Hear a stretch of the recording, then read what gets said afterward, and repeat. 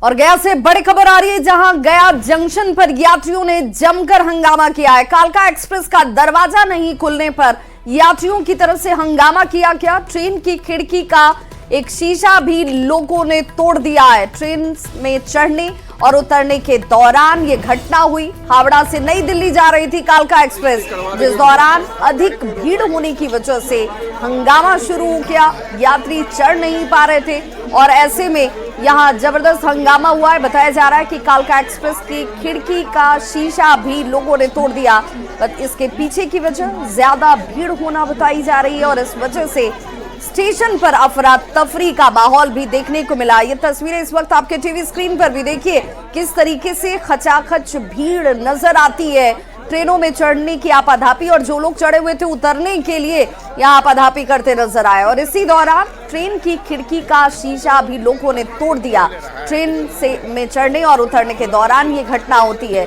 Train की खिड़की का शीशा तोड़ा जाता है और ट्रेन पर चढ़ने के दौरान देखिए आपाधापी कैसे मची हुई है। स्टेशन पर बड़ी संख्या में यात्रियों की भीड़ नजर आ रही है और ऐसे में इन्हें व्यवस्थित कैसे किया जाए, लोगों को किसी तरह की दिक्कत ना हो, ये सुनिश्चित करने के लिए यहाँ पर स्टेशन पर किसी की तैनाती या मुस्तैदी नजर नहीं आई। हालांकि कहा जा रहा है कि इस वक्त जो रिजर्वेशन वाले यात्री थे वो भी अपनी सीट तक पहुंच नहीं पा रहे थे। उनकी तरफ से भी जमकर हंगामा किया गया कि भाई ट्रेन में टिकट लिया गया, रिजर्वेशन है, लेकिन चढ़े तो कैसे चढ़े, दरवाजा ही खुल नहीं रहा था। और उसके बाद आपाधापी साफ तौर पर नजर आई। तो गया की ये तस्वीर, जहां हावड़ा से नई दिल्ली ये ट्रेन जाती है कालका एक्सप्रेस और इसी दौरान यात्रियों की तरफ से हंगामा किया गया।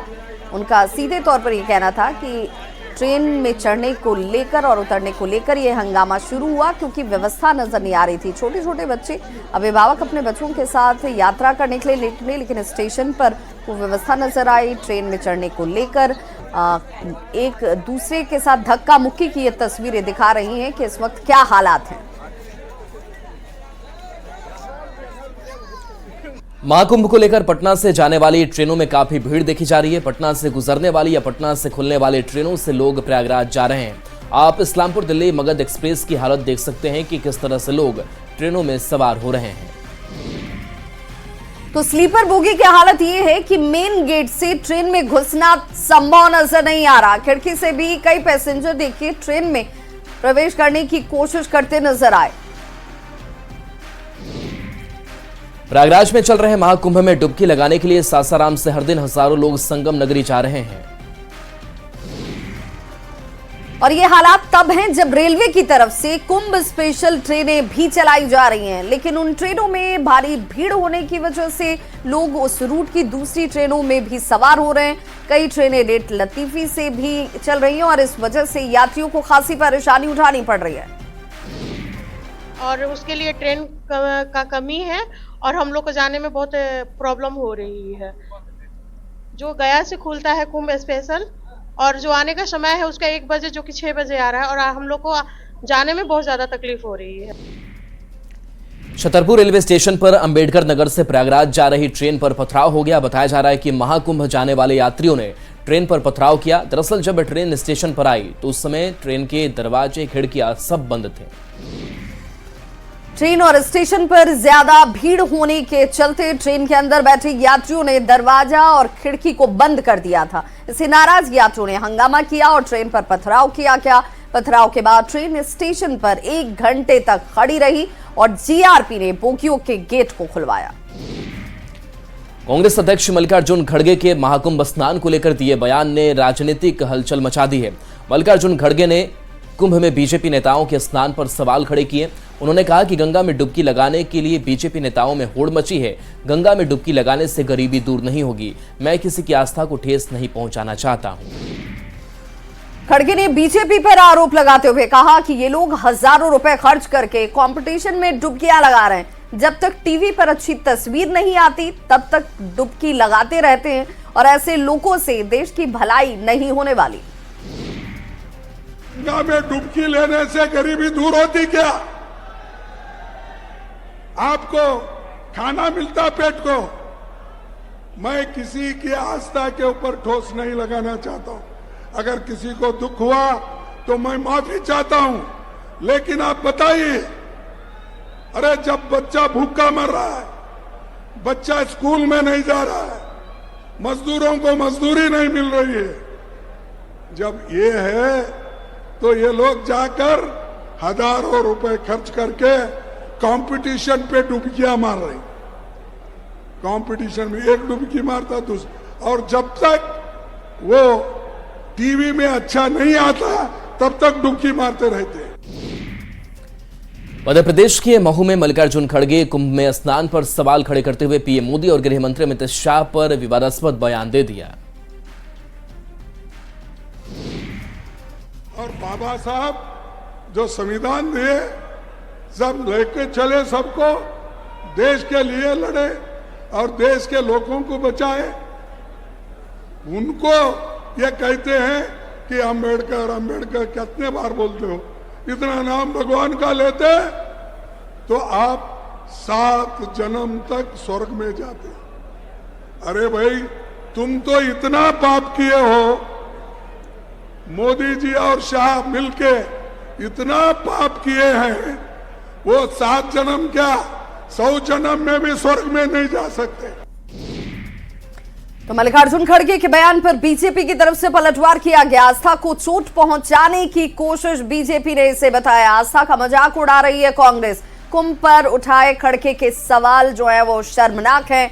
कुंभ पर खड़गे का ऐसा बयान बर्दाश्त नहीं किया जाएगा। गंगा सिर्फ नदी नहीं, हमारे लिए मां है।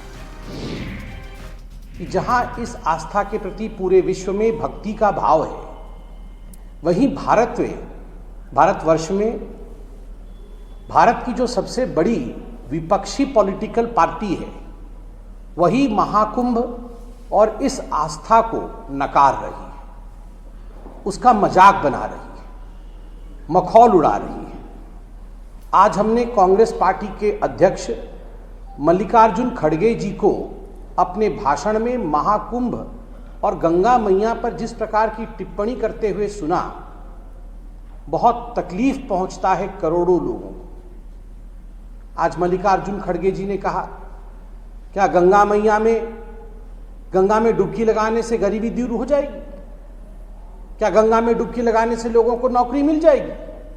क्या गंगा में डुबकी लगाने से लोग खुश हो जाएंगे और देश सही चलेगा?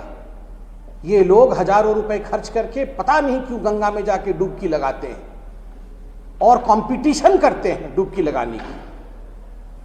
मैं आज चैलेंज करता हूं कि मल्लिकार्जुन खड़गे जी और कांग्रेस पार्टी, राहुल गांधी और सोनिया जी किसी और धर्म की आस्था के विषय में ऐसा कह सकते हैं?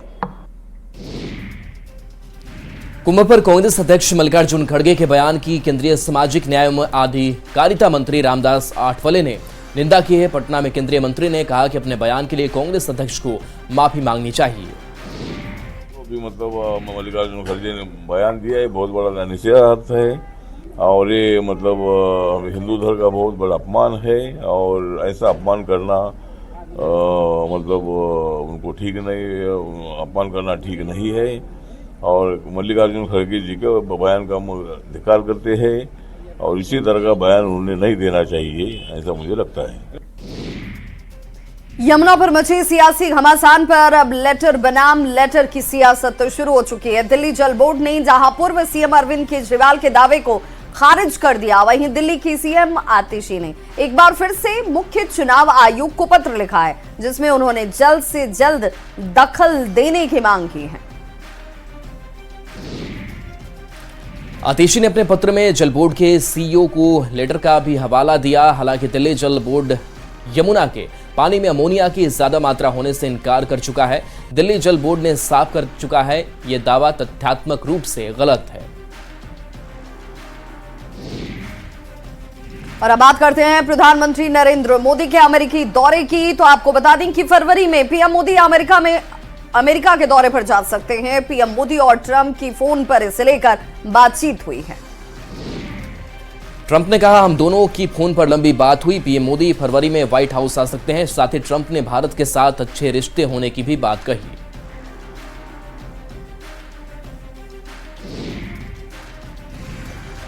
तो सासाराम से बड़ी खबर आ रही है, जहां पर यात्रियों से भरी हुई बस दुर्घटनाग्रस्त हो गई है। हादसे में 10 यात्री जख्मी हुए हैं। घायलों को सदर अस्पताल भेजा गया है। कोचस से पटना ये बस जा रही थी। दिनारा के उलसराव के पास यह हादसा हुआ। और सासाराम से बड़ी खबर, जहां पर घायलों को फिलहाल सदर अस्पताल में इलाज के लिए भेजा गया है। कोचस के पास से यह पटना बस जा रही थी। कोचस से पटना जाने के दौरान यह हादसा हुआ दिनारा के उलसराव के पास। और इस खबर पर ज्यादा जानकारी के साथ फोन लाइन पर जुड़ गए सासाराम से अजीत कुमार। अजीत, क्या जानकारी मिल रही है यात्रियों की स्थिति को लेकर? जी, जो 8-10 से अधिक यात्रियों को चोट लगी है, इसमें से 2 यात्रियों की स्थिति नाजुक है। इसमें भीम सिंह है, उनका पैर टूट गया है और गंभीर चोट लगी है। उन्हें इलाज के लिए पहले सासाराम के सदर अस्पताल लाया गया है और यहाँ से परिजनों के साथ उन्हें वाराणसी रेफर किया गया है। मैं बता दूं कि एक ट्रक से हल्की सी टक्कर होने के बाद बस जो है वो दुर्घटनाग्रस्त हुई है और इसमें हादसा हुआ है और 10 से अधिक यात्री जो है उन्हें चोट लगी है, जिसमें 2 की स्थिति अभी भी चिंताजनक बनी हुई है। जी, ये सभी यात्री सासाराम के ही रहने वाले हैं? जी, ये लोग कोचस इलाके के रहने वाले हैं और इसमें जो घायल हुए हैं वो उद्वंत नगर भोजपुर के रहने वाले हैं और कोचस से आरा की तरफ जा रहे थे। और जो घायल लोग हैं वो उसमें कुछ दिनारा के भी हैं और 1-2 यात्री जो हैं वो पटना जिले के भी बताए जा रहे हैं। जी, बहुत बहुत शुक्रिया अजीत इस तमाम जानकारी के लिए। उत्तराखंड में आज से नेशनल गेम्स का आगाज हो जाएगा, जिसका उद्घाटन प्रधानमंत्री नरेंद्र मोदी आज शाम 6 बजे करेंगे। राज्य में पहली बार राष्ट्रीय खेलों का आयोजन हो रहा है। इसके लिए पुख्ता तैयारी है। खिलाड़ियों और स्टाफ को मिलाकर 16,000 लोग नेशनल गेम्स में आएंगे। नेशनल गेम्स में 4,701 महिला खिलाड़ी और 4,844 पुरुष खिलाड़ी हिस्सा ले रहे हैं। नेशनल गेम्स में 35 खेलों के इवेंट होने हैं। तो आज प्रधानमंत्री नरेंद्र मोदी करीब 4 बजे देहरादून पहुंचेंगे और करीब 2 घंटे वो अधिकारी और मंत्रियों के साथ मीटिंग भी करने वाले हैं। बैठक में हरिद्वार, ऋषिकेश और शारदा कॉरिडोर पर प्रेजेंटेशन होगा और इसके साथ ही बद्रीनाथ, केदारनाथ मास्टर प्लान पर भी चर्चा के साथ सड़क और रेल प्रोजेक्ट पर भी बातचीत होने वाली है। इस दौरान सीएम पुष्कर सिंह धामी भी साथ में मौजूद होंगे। प्रिय प्रदेशवासियों, जैसा कि आप सबको ज्ञात है कि 38वें राष्ट्रीय खेलों की मेजबानी का सौभाग्य उत्तराखंड को प्राप्त हुआ है। राज्य सरकार द्वारा 38वें राष्ट्रीय खेलों की सभी तैयारियां पूर्ण की जा चुकी हैं। आदरणीय प्रधानमंत्री श्री नरेंद्र मोदी जी के मार्गदर्शन में हम एक नई दिशा की ओर कदम बढ़ा रहे हैं। निश्चित तौर पर खेल के क्षेत्र में यह आयोजन हमारे राज्य के लिए स्वर्णिम अध्याय सिद्ध होगा। विभिन्न क्रियाकलापों के जरिए हम सभी प्रदेशवासियों को इस आयोजन का हिस्सा बनने के लिए प्रेरित कर रहे हैं, ताकि प्रत्येक व्यक्ति इस स्वर्णिम अवसर का लाभ उठा सके। नेशनल गेम्स की ओपनिंग सेरेमनी को भव्य रूप देने के लिए तैयारियां पूरी हो चुकी हैं। नेशनल गेम्स का उद्घाटन प्रधानमंत्री नरेंद्र मोदी करेंगे। वहीं भव्य समारोह में बॉलीवुड सिंगर जुबिन नौटियाल और पवनदीप राजन के साथ पांडवाज बैंड अपनी प्रस्तुति देंगे। वहीं पीएम मोदी के दौरे को लेकर पुलिस ने सुरक्षा के बीच चाक चौबंद इंतजाम किए हैं। ट्रैफिक के लिए डायवर्जन प्लान बनाया गया है। जी के प्रेजेंस में उद्घाटन समारोह भी हो रहा है। इसमें सुरक्षा व्यवस्था को लेकर जो मानक है उसको पूरे किया जा रहा है और जिस तरह के प्रोग्राम के इवेंट है उसमें जितने भी हमारे पार्टिसिपेंट्स हों, चाहे जो भी कल्चरल इवेंट्स हैं, सभी को सुरक्षा की दृष्टि से चेक भी किया जा रहा है और जो भी हमारे पुलिस बल है उनको मौके पर जाकर ब्रीफ किया जा रहा है और इससे जो यातायात व्यवस्था है उसको भी सुदृढ़ बनाया जा रहा है। जो पब्लिक यहाँ पर आएगी यहाँ पर प्रोग्राम में, उनको भी कोई दिक्कत ना हो। और मुंबई से बड़ी खबर, जहां बाबा सिद्दीकी मर्डर केस में बड़ा अपडेट है। मुंबई पुलिस ने बड़ा खुलासा इस मामले में किया है। चार्जशीट में पुलिस ने बड़ा खुलासा किया है। गिरफ्तार आरोपी ने दावा किया, लॉरेंस बिश्नोई को लेकर दावा किया गया। दाऊद से जुड़े लोग को मारने के आदेश का दावा किया गया है। तो एक बड़ा खुलासा कि दाऊद से जुड़े लोगों को मारने के आदेश का जो दावा है वो किया गया। तो लॉरेंस बिश्नोई गैंग से जुड़ा हुआ यह पूरा मामला सामने आया था, लेकिन अब इस मामले में अब नया मोड़ जो है वो सामने आ चुका है। देश की राजधानी दिल्ली के बुराड़ी इलाके में एक 4 मंजिला निर्माणाधीन इमारत गिरने से बड़ा हादसा हो गया। इस हादसे में एक 7 साल की बच्ची समेत 2 लोगों की मौत हो गई। इमारत के मलबे से अब तक 13 लोग का एनडीआरएफ और दमकल विभाग की टीम रेस्क्यू कर चुकी है। हालांकि अभी भी कई लोगों के मलबे में दबे होने की आशंका है। जानकारी के मुताबिक एक निर्माणाधीन इमारत थी, वहीं हादसे वाली जगह पर रेस्क्यू ऑपरेशन जारी है।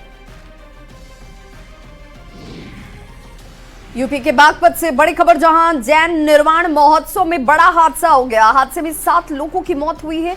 करीब 40 से ज्यादा लोग घायल बताए जा रहे हैं। कार्यक्रम के दौरान बताया जा रहा है कि स्टेज टूट गया और यह हादसा हो गया। मौके पर भारी संख्या में पुलिस बल की तैनाती है, रेस्क्यू जारी है और बागपत हादसे का सीएम योगी आदित्यनाथ ने भी संज्ञान लिया है। राहत और बचाव के काम तेज करने के आदेश मुख्यमंत्री योगी की तरफ से दिए गए हैं।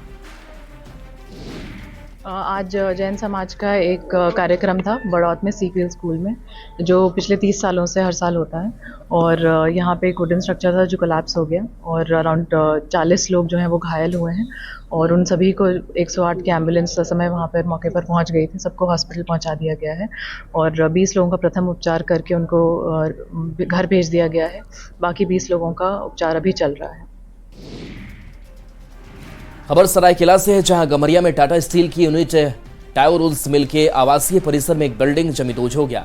इस बिल्डिंग में कुल 16 घर थे। गनीमत रही कि इस घटना में कोई जानमाल का नुकसान नहीं हुआ। घटना के बाद अफरा तफरी मच गई। बता दें कि टायो कंपनी बंद होने के बाद इस आवासीय परिसर में वैसे कर्मी रह रहे हैं जिन्होंने अपना सेटलमेंट कंपनी से नहीं लिया है।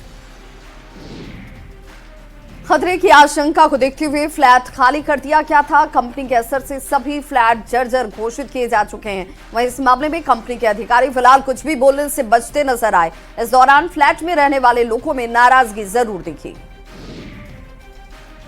बिहार के उप मुख्यमंत्री विजय सिन्हा ने पथ निर्माण विभाग में हुई गड़बड़ी को लेकर बड़ा खुलासा किया है। जांच रिपोर्ट के आधार पर विजय सिन्हा ने कहा कि महागठबंधन की सरकार के समय पथ निर्माण विभाग में 26 करोड़ 16 लाख से अधिक राशि अवैध और गलत तरीके से भुगतान की गई। जिस वक्त का यह मामला है उस समय तेजस्वी यादव पथ निर्माण विभाग के मंत्री थे। उन्होंने ये भी कहा कि कोई कितने भी बड़े पद पर क्यों न हो, सरकार उन पर कार्रवाई जरूर करेगी। यादव जी के भ्रष्टाचार की जो मानसिकता है, उस मानसिकता पर लगाम लगाने की बजाय उस समय के सत्ता में बैठे लोग, जो विभाग के मंत्री थे, जिनकी जिम्मेवारी थी इसको रोकना, इसकी जांच कराना और संरक्षकों की पहचान भी हम लोग कर रहे हैं। कोई भी कितने भी बड़े पद पर हो वो बचेंगे नहीं, सरकार कार्रवाई करेगी। मुख्यमंत्री नीतीश कुमार के बेटे निशांत के राजनीति में आने की खबरों के बीच जेडीयू की प्रतिक्रिया सामने आई है। पार्टी के मुख्य प्रवक्ता नीरज कुमार ने विपक्ष पर निशाना साधते हुए कहा कि 2025 से 30 तक मुख्यमंत्री के तौर पर नीतीश कुमार एनडीए के सर्वमान्य नेता होंगे, इसलिए राजनीतिक अपच के कारण इस तरह की बातें फैलाई जा रही हैं। न इस संबंध में जनता दलियों के सर्वमान्य नेता माननीय नीतीश कुमार जी की कोई भावना आई है, न जिनके शामिल होने की बात कही जा रही है वह आ रहा है। सच तो यह है कि 2025 से 30 जो नीतीश कुमार जी के राज्य के मुख्यमंत्री के रूप में राज्य की जनता निर्वाचित करने वाली है, उससे बहुत लोगों को राजनीतिक अपच हो रहा है, तो अपच होते रहे। आपराधिक घटनाओं पर विपक्ष के सवाल का जेडीयू ने करारा जवाब दिया है। मुख्य प्रवक्ता नीरज कुमार ने कहा कि नीतीश सरकार में एक भी अपराधी बख्शा नहीं जाता, उनके खिलाफ कड़ी से कड़ी कार्रवाई की जाती है। आपराधिक घटना के आधार पर दहशत बना दिया। नेशनल क्राइम ब्यूरो के आंकड़े गवाह हैं क्या? स्टेट क्राइम ब्यूरो का आंकड़ा है। अपराध बढ़ रहे हैं तो लगता है कि कोरोना काल आ गया कानून का, अब तो कोई घर से निकलता नहीं होगा। अरे अपराध हुए हैं तो अपराधियों पर हमले भी हुए हैं और कानूनी वज्रपात उन पर होता है। जो अपराध करते हैं उन्हीं को पता चल रहा होगा जब जेल के अंदर में इस ठिठुरती ठंडक में दिमाग ठंडा हो गया होगा। अप्रैल में होने वाले झारखंड मुक्ति मोर्चा के महाधिवेशन में कल्पना सोरेन को बड़ी जिम्मेदारी मिल सकती है। ये बयान है जेएमएम के केंद्रीय प्रवक्ता मनोज पांडे का। मनोज पांडे ने कहा कि संगठन में बड़े फैसले महाधिवेशन के दौरान लिए जाते हैं। ऐसे में कल्पना सोरेन को महाधिवेशन के दौरान ही बड़ी जिम्मेदारी मिल सकती है। जिम्मेवारी कब मिलेगी और क्या जिम्मेवारी मिलेगी, इसका फैसला हमारा आला कमान गुरुजी शिबू सोरेन जी और हेमंत जी करते हैं और वो करेंगे समय आने पर। लेकिन जो मुझे लगता है एक बड़े फैसले जब पार्टी में लिए जाते हैं तो महाधिवेशन सामने है, जो अप्रैल माह में मुझे लगता है होना चाहिए। तो इस बुलेटिन में बस इतना ही, लेकिन न्यूज़ 18 बिहार झारखंड पर खबरों का सिलसिला लगातार जारी है।